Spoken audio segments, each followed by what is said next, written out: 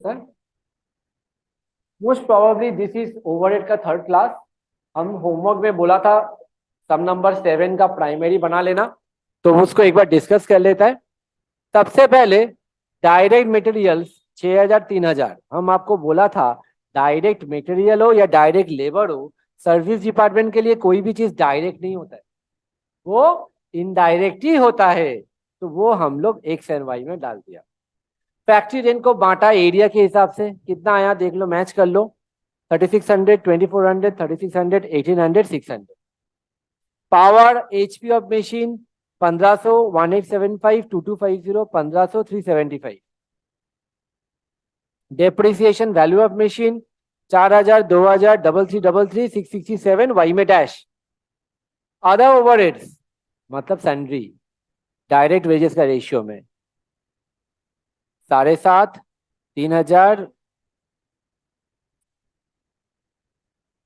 बोलो क्या प्रॉब्लम है?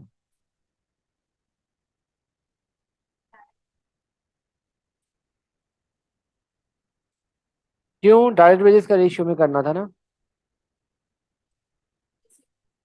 अब ठीक है, सिंपलीफाई करते हैं कि अमाउंट सेम आना चाहिए। एक और बार कोशिश करो, टोटल को देख लो, प्लीज ट्राई। तो हम लोग का डायरेक्ट वेजेस का रेशियो में अगर हम लोग बांटता है तो this is coming to 7500, 3000, 12000, 1500, 3000, right.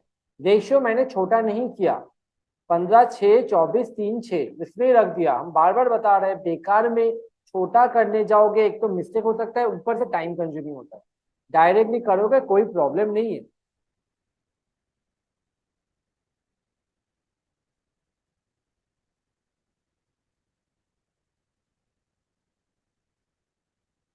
अच्छा 2 मिनट रुक जाओ। इन सम नंबर 12 रेंज लाइटिंग सब कुछ दिया हुआ है, टोटल आई थिंक 7 आइटम दिया हुआ है। नीचे में जो टेबल 8 आइटम दिया हुआ है, नहीं क्यों 7 लग रहा है मेरा? हाँ 8, टोटल 8 आइटम दिया हुआ है। और नीचे में जो चार्ट दिया हुआ है वो चार्ट के अंदर में वेजेस भी दिया हुआ है, डायरेक्ट वेजेस। और स्टूडेंट्स को लगता है डायरेक्ट वेजेस तो सर ने बोला था सर्विस डिपार्टमेंट में लिखना चाहिए, तो यहाँ पर लिखना है कि नहीं लिखना? Mind it, this is not a department, these are various machine. तो डायरेक्ट वेज मशीन के लिए कभी होता नहीं है, तो वो नहीं डालेगा। अंडरस्टूड? तो हम लोग का जो खर्चा दिया हुआ है उसी को डालेंगे। तो 8 आइटम को हम लोग बांटा, बांट के देखा मशीन ए का इतना आ रहा है, मशीन बी का इतना आ रहा है, मशीन सी का इतना आ रहा है। 12,400, 13,600, 18,500। जो लोग का नहीं हुआ पॉज करके प्लीज इसको बनाओ। इन दिस क्वेश्चन बेसिस में मैंने सिर्फ रेशियो डाला हुआ है।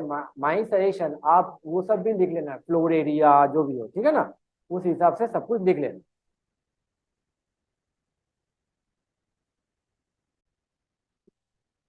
Okay, now after doing this, as you can see in the given question, they have asked us about overhead rates. क्या पूछा? ओवरहेड रेट्स क्या? पूरा लाइन पढ़ो एक बार।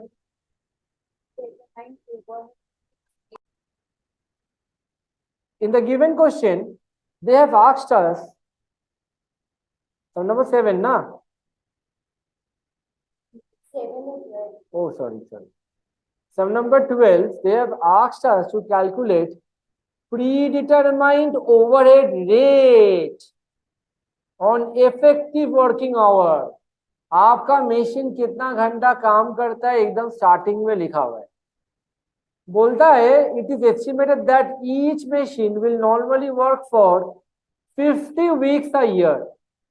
एक साल में कितना हफ्ता काम करेगा? 50 वीक्स। और एक वीक में कितना घंटा काम होगा? 45 घंटा। Getting me?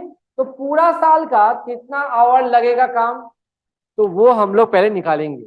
और एक बहुत ही इंपॉर्टेंट पॉइंट दिया हुआ है, machines will remain idle 20% of the time due to repairs and maintenance। मतलब मशीन तो ऑलवेज काम नहीं होता है, जो 45 आवर्स का टाइम है इसके अंदर में भी मशीन खराब हो सकता है, रिपेयरिंग हो सकता है, मेंटेनेंस हो सकता है। तो उसके चलते 20% का टाइम उसका वेस्ट होता है। You will have to calculate the effective machine hour, मतलब अल्टीमेटली मशीन कितना घंटा काम हुआ। तो आप पहले क्या करोगे? पूरा साल का आवर निकालोगे, 50 weeks into 45 hours minus 20% idle time कर दोगे, you will get effective hours. तो आपका नेक्स्ट लाइन में वर्किंग नोट बनेगा calculation of effective working hour, calculation of effective working hour 45 घंटा 45 hours into 50 weeks minus 20%।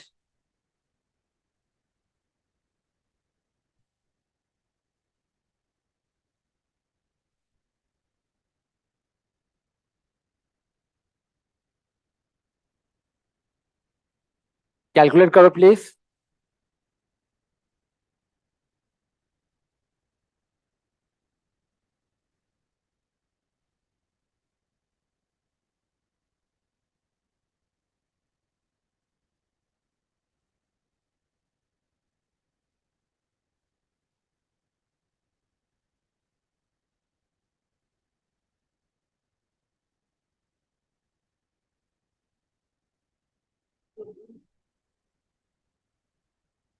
Eighteen hundred hours.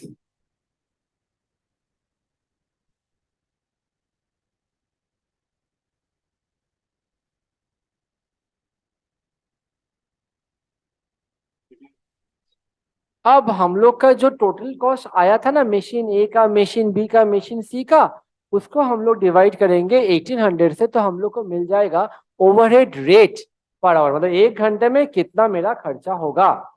तो हम लोग इसके नीचे में टोटल लिखा था पॉइंट नंबर 1 बोल के, टोटल लिखा था ना, टोटल, हाँ टोटल कर लो। उसके नीचे में point number 2 effective working hours, bracket में वर्किंग नोट। इस पेज में स्टार्ट कर लो, 3 लाइटों को लिख लो, 1 2 3 को लिख लो एक बार।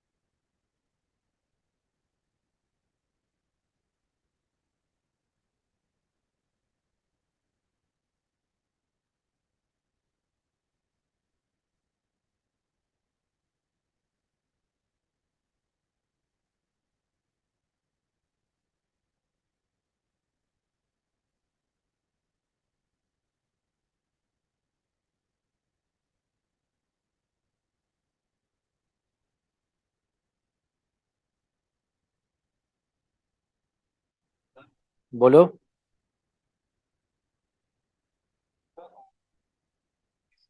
डिवाइड करके पॉइंट नंबर 3 में 1/2 किया, मतलब 12,400/1800, तो 6.89 डिवाइड करके देख लो। हाँ,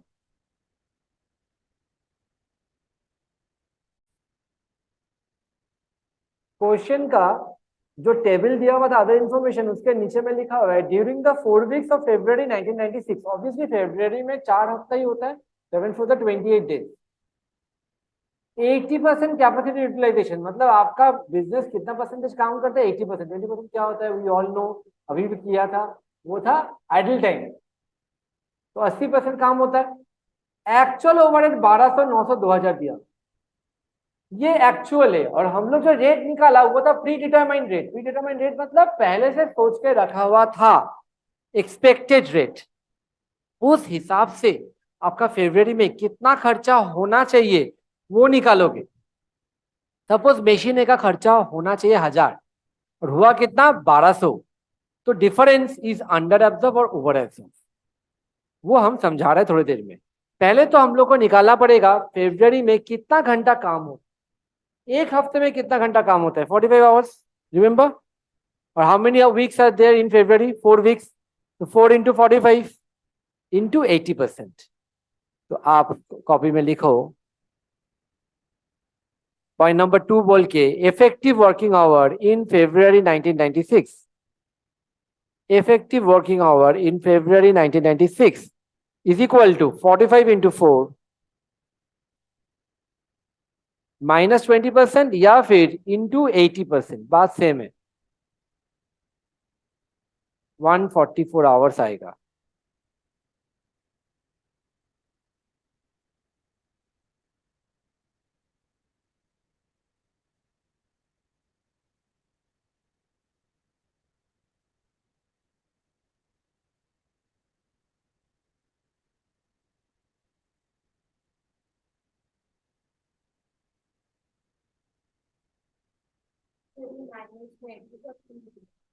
इंटू 80% करो या -20% करो, बात तो सेम ही है।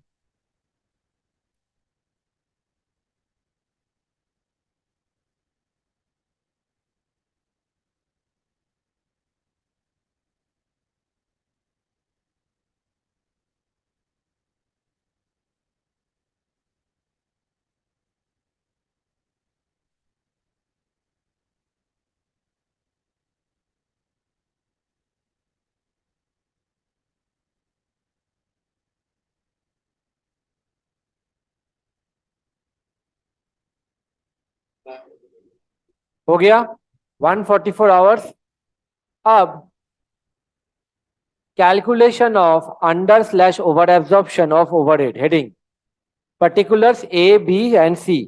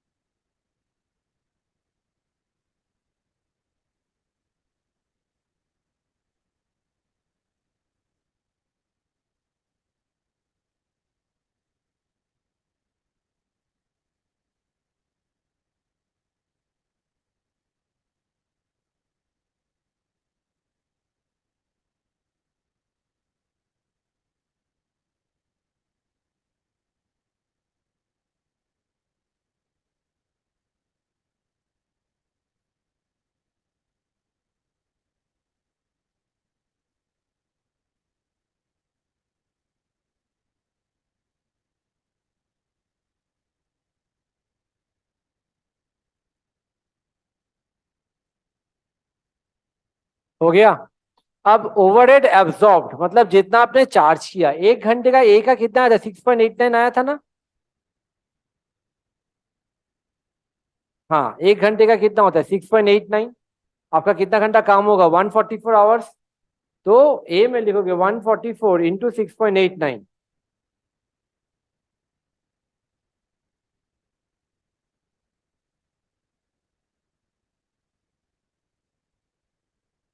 वैसे बी का 144 इंटू 7.55 और 56, 144 इंटू 10.28।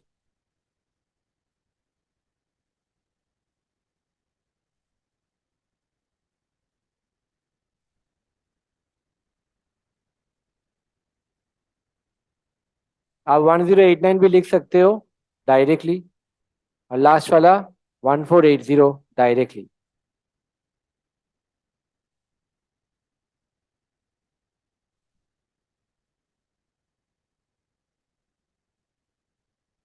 एक्चुअल ओवरहेड दिया हुआ है क्वेश्चन में 1200, 900, 2000।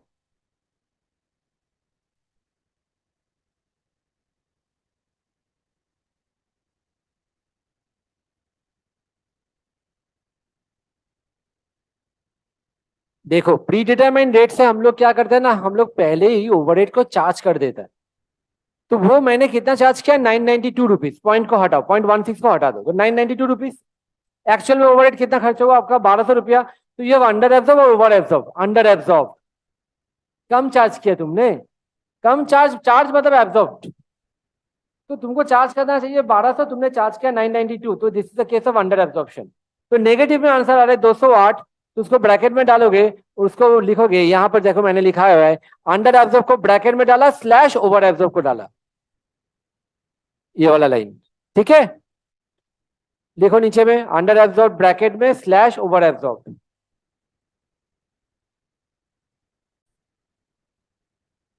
तो अंडर एब्जॉर्प्शन ए में आया है नेगेटिव 208, सी में आया है 520, दीज आर अंडर एब्जॉर्ब्ड, और बी में एक्स्ट्रा चार्ज कर लिया हम लोग 189 rupees, that is for over absorb. हम लोग का पार्ट 2 खत्म होता है। आयुष क्लियर? पार्ट 3 में आ जाओ। The revised overhead application rate. सुनो एक बात, हम लोग का ये अंडर एब्जॉर्ब ओवर एब्जॉर्ब क्यों हुआ? क्योंकि हम लोग पहले से ओवरहेड चार्ज कर चुका था प्री डिटरमाइंड रेट से। प्री डिटरमाइंड रेट हम लोग निकाला था फर्स्ट पार्ट में पीडीएस एसडीएस बना के। अगर हम लोग जितना मेरा ओवरहेड हुआ 1200 900 2000 उतना ही अगर हम लोग चार्ज करता तो अंडर एब्जॉर्ब ओवर एब्जॉर्ब का कोई बात नहीं आता। तो मशीन ए फरवरी का महीना में कितना घंटा काम किया? 144 आवर्स। एक सेकेंड, मशीन ए 144 आवर्स काम किया। मशीन ए का खर्चा कितना है एक्चुअल में? 1200। तो एक घंटे का कितना खर्चा होना चाहिए? 1200 डिवाइडेड बाई 144, वो जो रेट आएगा ना वही होता है रिवाइज ओवरहेड एप्लीकेशन रेट। ये रेट अप्लाई करोगे तो आपका अंडर एब्जॉर्ब ओवर एब्जॉर्ब नहीं होने वाला। फिर से बता रहा है, रिवाइज ओवरहेड एप्लीकेशन रेट का मतलब होता है ऐसा रेट आप निकालो जिसमें अंडर एब्जॉर्ब ओवर एब्जॉर्ब नहीं होता है। तो एक्चुअल ओवरहेड से डिवाइड हो जाएगा हम लोग का एक्चुअल आवर्स वर्क्ड। इसके पहले क्या किया था? एक्सपेक्टेड ओवरहेड 144 सबका होगा। एक सेकेंड रुक जाओ। हाँ, calculation of revised overhead rate for February 96. Actual overhead 1200 900 2000 ABC का हेडिंग दे देना।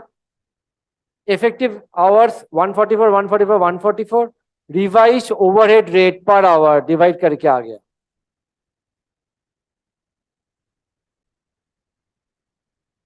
हम लोग इसके पहले किया था रिपीटेड डिस्ट्रीब्यूशन, जहां पर सेकेंडरी डिस्ट्रीब्यूशन में क्या होता था कि एक सर्विस डिपार्टमेंट दूसरा सर्विस डिपार्टमेंट को सर्विस दे, फिर यही वाला सर्विस डिपार्टमेंट भी इसको सर्विस दे रहा है। तो मतलब ये इसका वहां पर अमाउंट जा रहा है, उसका अमाउंट भी इसमें जा रहा है, फिर ऐसा करते ही जा रहा है करते ही जा रहा है। तो हम बोला था ये करते जाना जब तक आपका 1 रुपया या उससे नीचे ना आ जाए। इसी को बोलता है रिपीटेड डिस्ट्रीब्यूशन। सम नंबर 7 पार्ट 2 जो स्क्रीन में अभी आपका दिख रहा है। गॉट इट ना? ये एक प्रोसीड्योर है। इसका एक दूसरा मेथड भी आता है जिसका नाम है साइमल्टेनियस इक्वेशन मेथड। क्या नाम है? नॉर्मली बहुत जन को, इवन मेरे को भी साइमल्टेनियस इक्वेशन मेथड काफी इजी लगता है। उससे अगर हम लोग करेगा ना सेम आंसर ही आएगा, बट वो 2-3 लाइन में खत्म हो जाए। तो सर एग्जाम में वही कर लेगा? नो, एग्जाम में जब तक आपको मांगेगा नहीं अब वो नहीं करना। कुछ नहीं बोलेगा ना तो सेकेंडरी को आपको ऐसे रिपीटेड करना है, क्योंकि इसमें मार्क्स है, 5 मार्क्स रहेगा। तो वो 2-3 लाइन में खत्म हो जाएगा, 5 मार्क्स वर्थ नहीं होता। तो देयरफॉर साइमल्टेनियस तभी करोगे जब आपसे मांगा जाएगा सिलेबस में, इसलिए हमको सीखना भी पड़ेगा। इसका सीखने का एक सही उपाय है, आप लोग आ जाओ इलास्ट्रेशन बता रहे, रुको।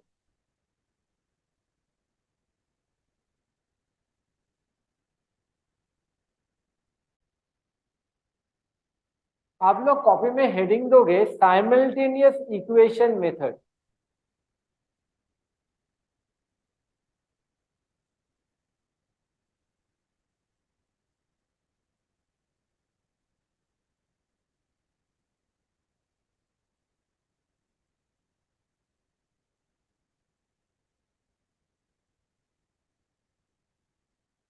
In the given question that you can see illustration 3 page 62 ना,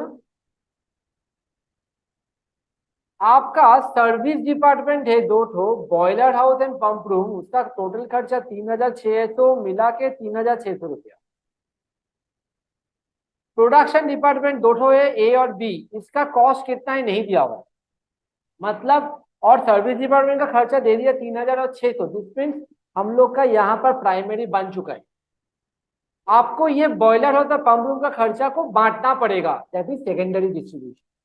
परसेंटेज देखो नीचे में, बॉयलर हाउस प्रोडक्शन डिपार्टमेंट को 60 35 और 5% देता है, यानी कि रेशियो क्या हो गया 60:35:5। मतलब सर्विस डिपार्टमेंट दूसरा सर्विस डिपार्टमेंट को दे रहा है सर्विस 5% का। पंप रूम 10, 40, 50 ये भी दे रहा है, तो रिपीटेड डिस्ट्रीब्यूशन आ जाता है इसके अंदर में। हाँ ऊपर में दिया हुआ है, एकदम फर्स्ट लाइन में दिया हुआ है, सर्विस डिपार्टमेंट एक्सपेंस और प्रोडक्शन डिपार्टमेंट दो ठो है। देखो अगर बॉयलर हाउस सिर्फ ए और बी में सर्विस देता ना तो कोई प्रॉब्लम नहीं होता, पंप रूम भी सिर्फ ए और बी में देता तो प्रॉब्लम नहीं होता। प्रॉब्लम हो रहा है बॉयलर हाउस ए और बी और पंप रूम को भी दे रहा है, पंप रूम भी बॉयलर हाउस को दे रहा है, तो ये रिपीटेड डिस्ट्रीब्यूशन का सम हो जाता है। लेकिन सिंस यहाँ पर साइमल्टेनियस इक्वेशन बोला है, हम लोग साइमल्टेनियस इक्वेशन फॉलो करेंगे। कैसे सीख लो। सबसे पहले कॉपी में लिखो late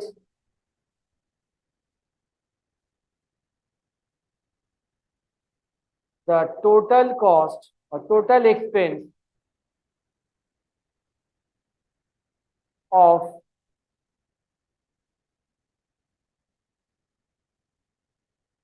boiler house B X and total expense of pump room by, ठीक है ना। टेल मी बॉयलर हाउस का खर्चा कितना है टोटल?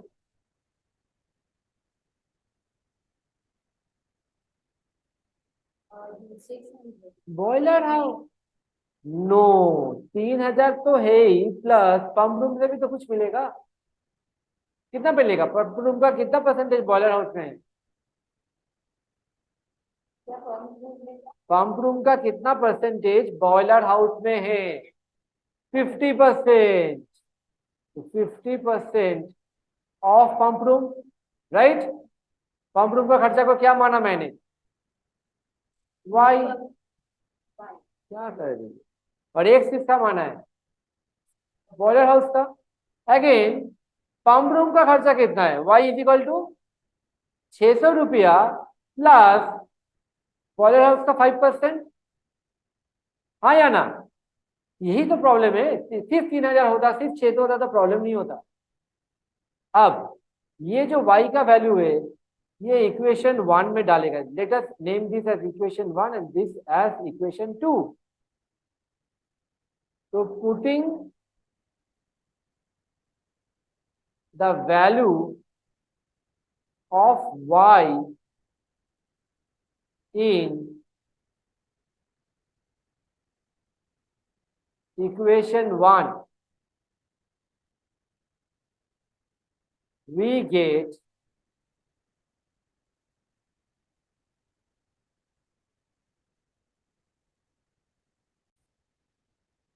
तो राइट हैंड साइड लिख रहे हैं आप लोग, नीचे नीचे लिखोगे x is equal to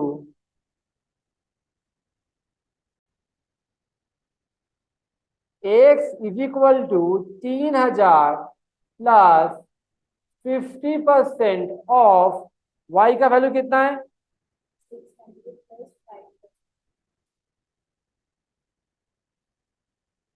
5% of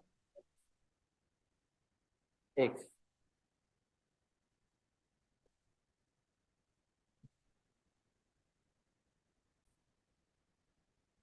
हाँ तो मैंने क्या किया, y का वैल्यू y में डाल दिया। अब इसको सिंप्लीफाई कर रहा है, 3000 प्लस 600 का 50% कितना होता है? 300। और 5% का 50% कितना होता है? अब 50% को ऐसे लिखो 0.5 लिख सकता है 50% को, और 5% को लिख सकता है 0.05। ये दोनों को इंटू करो calculator.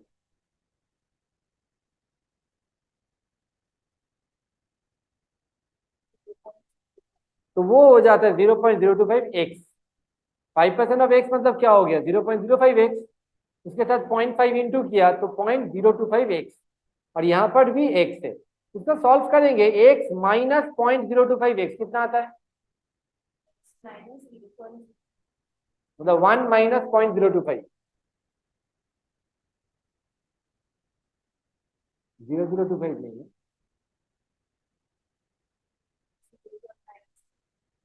0.975x is equal to 3300 therefore x is equal to, don't copy, पहले कैलकुलेट करो। 3300 divided by 0.975, solve please.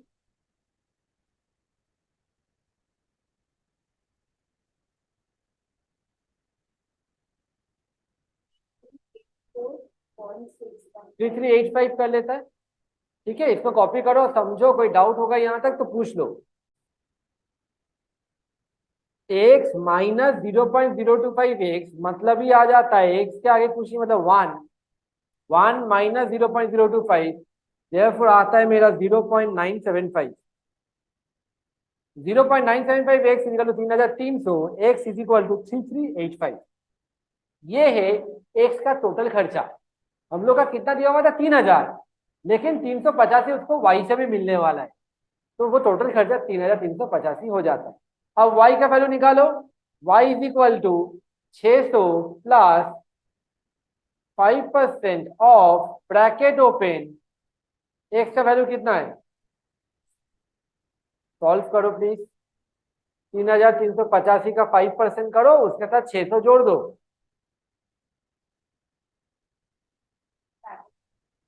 x की जगह में इसलिए कैलकुलेट, हाँ लिख सकते हैं।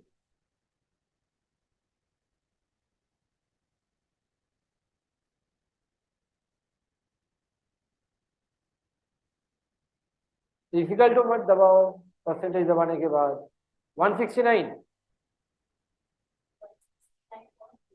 तो 169 ही लो तो टोटल आता है 769। तो यहाँ पर x का वैल्यू आ गया 3385, y का वैल्यू आ गया 769। अंडरस्टूड। अब सेकेंडरी डिस्ट्रीब्यूशन स्टेटमेंट बनाएंगे।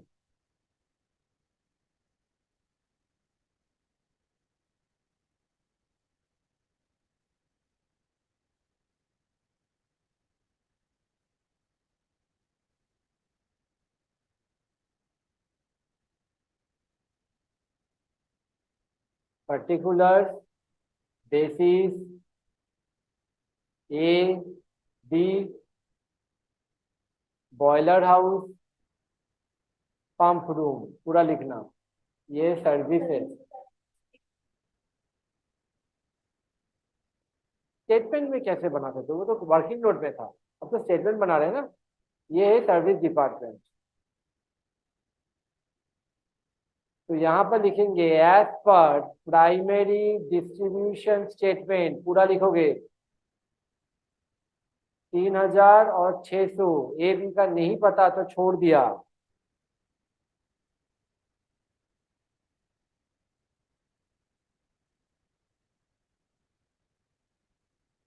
नंबर 2,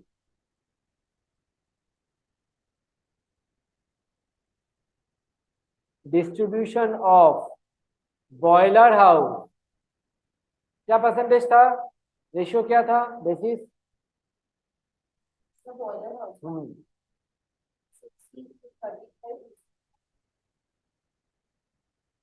क्या होगा यहाँ पर, आप बांटोगे जो आपने निकाला था वो, यानी कि 3385 को बांटोगे।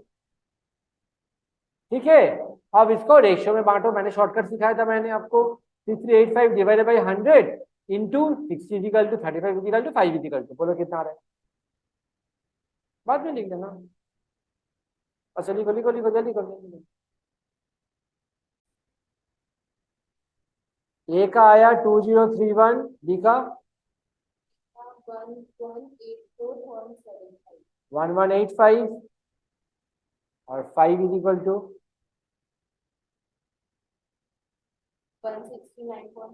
169। बॉयलर हाउस में नेगेटिव 385 आ जाता है, पंप रूम में 769 आ जाता है। अब number 3, distribution of pump room, क्या परसेंटेज है,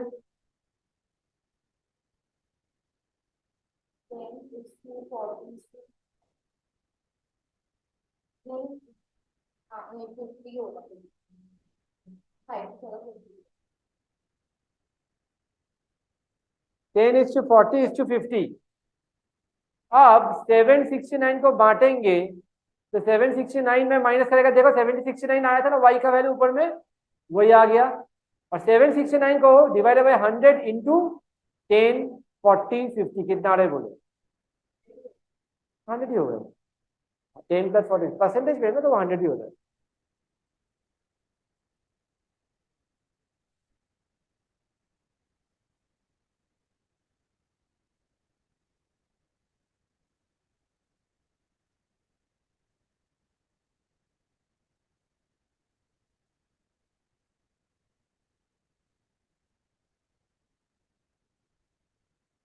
बोलो।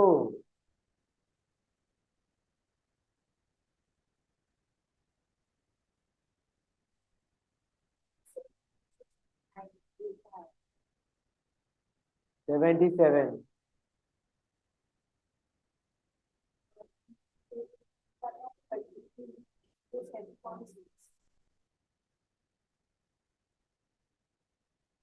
Three zero eight.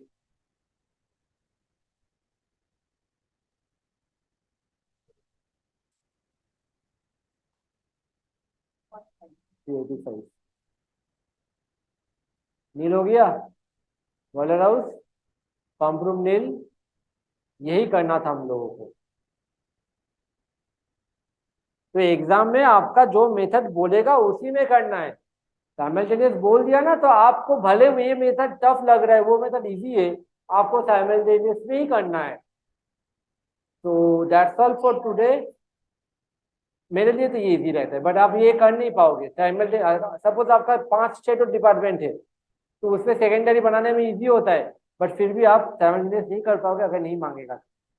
हम लोग का एक पार्ट ओवरहेड का खत्म हो जाए, इसके बाद का जो पार्ट है वो अलग टाइप ऑफ सवाल है। Primary secondary done. इसके बाद का जो है वो उतना मेहनत का नहीं, बट वो थोड़ा बुद्धि का है, तो वो इजी भी है। तो दोनों में से कोई एक सम आता है।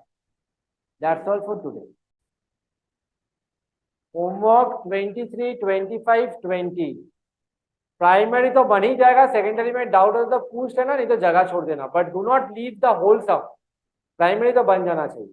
ये करोगे तो हम लोग का ओवर हो जाता है एक पार्ट। अब हम लोग करेगा आगे का पार्ट, दूसरा टाइप ऑफ सम्स आता है जो नेक्स्ट क्लास में होने वाला है। Thank you everyone.